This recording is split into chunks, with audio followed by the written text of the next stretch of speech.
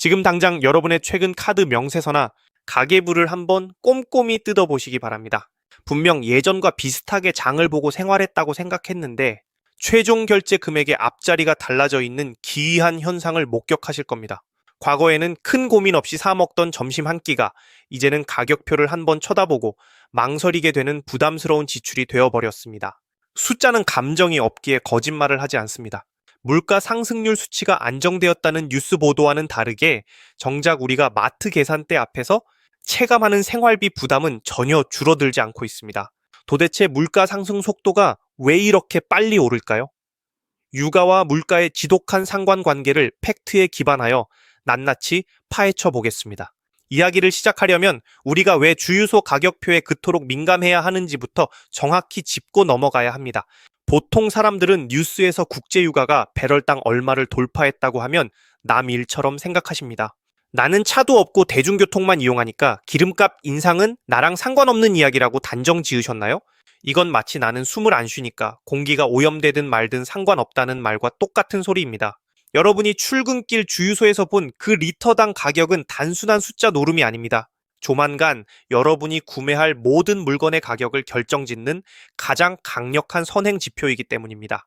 도대체 기름 한 방울 안 들어가는 콩나물 가격은 왜 오르는지, 식당 메뉴판 가격은 왜 한 번 오르면 내려갈 줄 모르는지, 그 보이지 않는 경제의 사슬을 하나씩 풀어보겠습니다. 이것은 음모론이 아니라 내 지갑을 합법적으로 털어가는 거대한 산업 구조에 관한 이야기입니다. 우리가 숨 쉬고 먹고 자는 모든 순간에 석유가 어떻게 비용을 청구하고 있는지 그 불편한 현실을 직시해야 합니다. 가장 먼저 바로잡아야 할 오해는 석유가 단순히 태워서 없애는 연료라는 생각입니다. 경제학적 관점과 산업의 측면에서 석유는 현대 문명을 구성하는 가장 기초적인 원자재입니다. 우리가 입고 있는 옷을 예로 들어보겠습니다. 라벨을 뒤집어 보면 폴리에스터나 나일론, 아크릴 같은 합성 섬유 이름이 적혀 있을 겁니다. 이것들은 목화밭에서 따온 게 아니라 석유를 정제하는 과정에서 나오는 나프타를 가공해서 뽑아낸 실로 만든 것입니다. 당신이 지금 신고 있는 운동화의 고무 밑창, 안경테, 스마트폰 케이스, 샴푸통, 치약 튜브, 심지어 아이들이 가지고 노는 플라스틱 장난감까지 이 모든 것에 뿌리는 원유입니다. 국제 유가가 오르면 석유화학 제품의 기초 원료 가격이 오르고 결국 플라스틱 펠릿, 합성 고무, 합성 섬유의 도매가가 뜁니다. 제조 공장 사장님들은 원재료비가 올랐으니 손해를 보지 않기 위해 당연히 제품 출고가를 올립니다. 우리가 다이소나 마트에서 무심코 집어드는 공산품 가격표 뒤에는 인상된 기름값이 원가라는 이름으로 교묘하게 숨어 있습니다. 더 피부에 와닿는 충격적인 사실은 우리가 매일 먹는 밥상 물가입니다. 농산물은 땅에서 햇빛 받고 자라니 기름이랑 상관없을 거라고 생각하십니까? 천만의 말씀입니다. 현대 농업은 석유 에너지를 투입하지 않으면 생산 자체가 불가능한 구조입니다. 겨울철에 우리가 신선한 채소를 먹으려면 비닐하우스를 따뜻하게 데워야 하는데 여기에 들어가는 난방유 비용이 농가 경영비의 상당 부분을 차지합니다.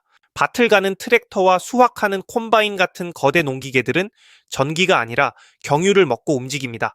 더 근본적인 문제는 비료와 농약입니다. 농작물을 키우는 질소 비료와 병충해를 막는 농약의 주원료가 바로 천연가스와 석유화학 물질입니다.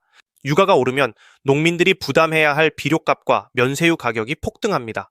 농사를 짓는 투입 비용이 30% 늘어나는데 배추 가격이 예전 그대로일 수 있겠습니까? 결국 우리가 먹는 쌀, 한 톨, 상추 한 장에는 이미 석유 가격이 깊숙이 박혀 있는 셈입니다. 우리는 밥을 먹는 게 아니라 사실상 에너지를 씹어 먹고 있는 것입니다. 이제 시선을 물건이 이동하는 유통 과정으로 돌려보겠습니다.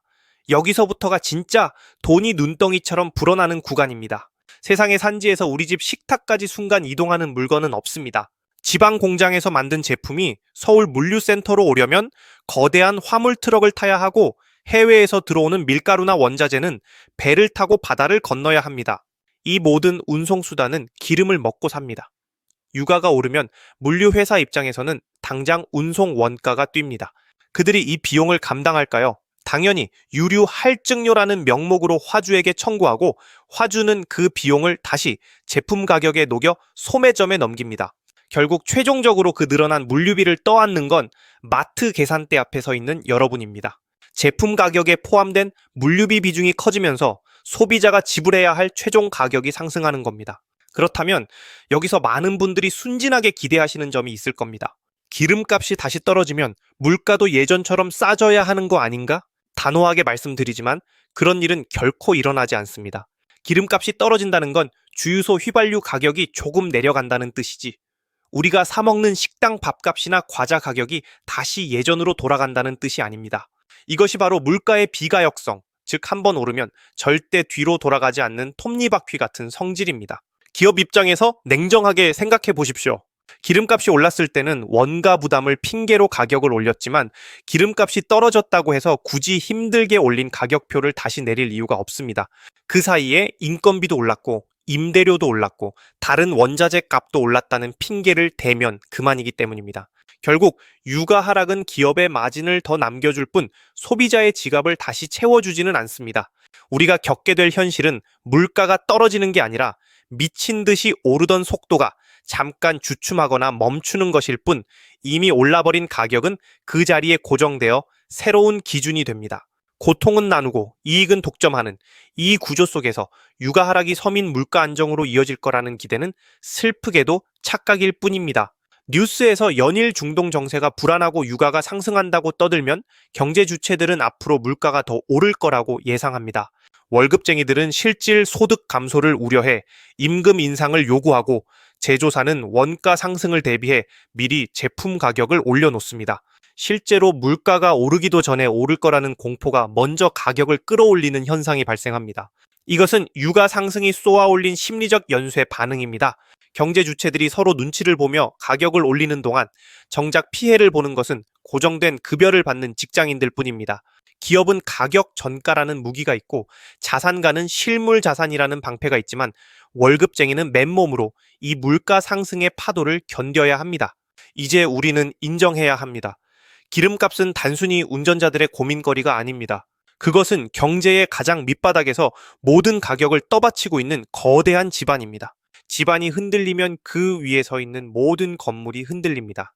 국제 정세가 불안해져 유가가 요동치면 우리 동네 마트 물가가 흔들리는 것은 아주 논리적이고 필연적인 결과입니다. 정부가 물가를 잡겠다고 대책을 내놓지만 대외 변수인 유가 앞에서는 한계가 있을 수밖에 없습니다. 수입 원자재 가격이 오르는데 국내에서 억지로 누른다고 해결될 문제가 아니기 때문입니다. 우리가 경제 뉴스를 볼 때 국제 유가 흐름을 유심히 봐야 하는 이유가 바로 여기에 있습니다. 그것은 내일의 경제 날씨를 알려주는 일기예보와 같습니다. 비가 올 것을 미리 알면 우산이라도 챙길 수 있듯이 유가가 오르는 추세를 보면 앞으로 닥쳐올 생활비 부담에 대비해야 합니다. 불필요한 지출을 통제하고 현금 흐름을 점검하며 다가올 경제적 충격에 대비하는 자세가 필요합니다. 아무런 대비 없이 있다가 왜 이렇게 살기가 팍팍해졌냐고 한탄만 하기에는 세상이 너무 냉혹합니다. 주유소 가격표의 숫자는 단순한 숫자가 아닙니다. 그것은 전 세계 경제 상황이 우리 집 가계부에 미칠 영향을 보여주는 가장 정직한 신호입니다. 오늘 퇴근길에 다시 한번 주유소 간판을 올려다 보십시오. 그 숫자가 당신에게 어떤 경고를 보내고 있는지 이제는 읽을 수 있을 겁니다. 기름 한 방울 나지 않는 나라에서 살아가면서 유가를 무시하고 사는 것은 눈을 감고 횡단보도를 건너는 것과 다를 바 없습니다. 불편하지만 외면할 수 없는 진실, 유가와 물가의 상관관계는 오늘도 당신의 지갑을 노리고 있습니다. 오늘의 이야기는 여기까지입니다.